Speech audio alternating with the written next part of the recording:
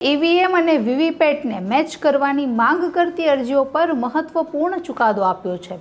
તેઓએ તમામ અરજી ફગાવતા કહ્યું કે આવું કરવાની કોઈ જ જરૂર નથી।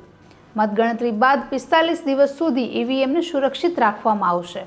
નમસ્કાર, આપની સાથે હું છું જાનવી।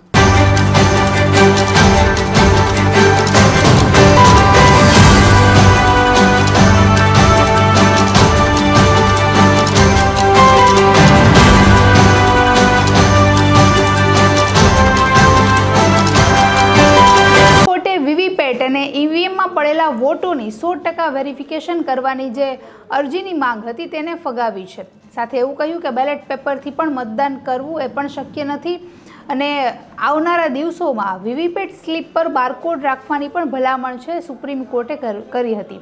સાથે જો કહ્યું કે મતગણતરી બાદ જો કોઈ પણ ઉમેદવારને કોઈ પણ જાતની શંકા જણાય તો આવનારા 7 દિવસમાં તેઓ ફરીથી ચકાસણી કરી શકશે, પણ એમનો જે તે ખર્ચ આવશે તે ઉમેદવારે ભોગવવાનો રહેશે। કોર્ટે ઈવીએમ દ્વારા જ મતદાન ચાલુ રાખવાનો નિર્ણય કર્યો। આ સાથે જ બીજા કે ત્રીજા સ્થાને આવેલા ઉમેદવારને માત્ર 5% ઈવીએમ મશીન ચેક કરાવી શકશે તેવો પણ ચુકાદો આપ્યો। પણ આજે આખી તપાસનો જે ખર્ચ છે એ ફરિયાદી ઉમેદવારે ભોગવવાનો રહેશે। તપાસ દરમિયાન જો કોઈ ગેરરીતિ કે પછી ગેરકાયદો કે ગરબડ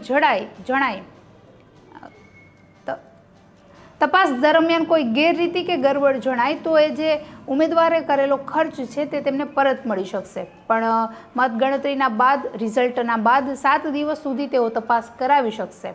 સાથે જ વીવીપેટની જે સ્લીપ છે તેને પણ 45 દિવસ સુધી સાચવીને રાખવામાં આવશે। કેસમાં જજ સંજીવ ખન્નાએ ચૂંટણી પંચને સવાલ પૂછ્યા હતા કે માઇક્રો કંટ્રોલર કંટ્રોલ યુનિટમાં હોય કે પછી વીવીપેટમાં હોય, આ ડેટાને તમે 30 દિવસ સુધી સુરક્ષિત રાખો છો કે 45 દિવસ સુધી?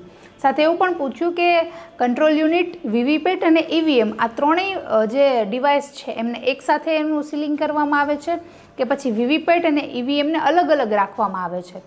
કારણ કે આ બધા જે પ્રશ્નો છે તેના ઉપરથી ઈવીએમ, વીવીપેટ અને આપણું જે ઇલેક્શન છે, આપણે જે વોટ આપ્યો છે કેટલી હદે સુરક્ષિત છે તે અંગેનો નિષ્કર્ષ નીકળી શકે છે। અગાઉની સુનાવણીમાં કહ્યું હતું કે દરેક ઈવીએમને વીવીપેટ સાથે મેચ કરવું એ શક્ય નથી। કોઈ પણ 5% ઈવીએમને વીવીપેટ સાથે મેચ કરી શકાય। સાથે જ અત્યાર સુધીમાં ક્યારેય પણ ઈવીએમ મશીન હેક નથી થયું। તો આવી દ્રષ્ટિએ આવા સવાલો કરવા એ ટેકનિકલી યોગ્ય નથી। મતગણતરી પૂર્ણ થયા બાદ જ્યારે પરિણામ આવે ત્યારે કોઈ પણ ઉમેદવારને એમાં ક્ષતિ જણાય કે કોઈ પણ ચકાસણી કરવાની જરૂર જણાય તો સુપ્રીમ કોર્ટે એના દ્વાર ખુલ્લા રાખ્યા છે। કોઈ પણ 7 દિવસમાં ઉમેદવાર જે તે ઈવીએમની ચકાસણી કરી શકશે અને એમની સાથે જે વીવીપેટની સ્લીપ છે તેને મેચ કરી શકશે, પણ જે એમનો ખર્ચો રહેશે એ જે તે ઉમેદવારે ભોગવવાનો રહેશે। નોંધનીય છે કે ઘણા બધા સંગઠનોએ ભેગા મળી અને ઈવીએમ મશીનમાં જ્યારે વોટ પડે ત્યારે જ વીવીપેટની સ્લીપની 100% વેરિફિકેશન થાય તેવી માંગણી કરી હતી, પણ તે કોર્ટે એમની જે અરજી છે તેને ફગાવી છે। નમસ્કાર।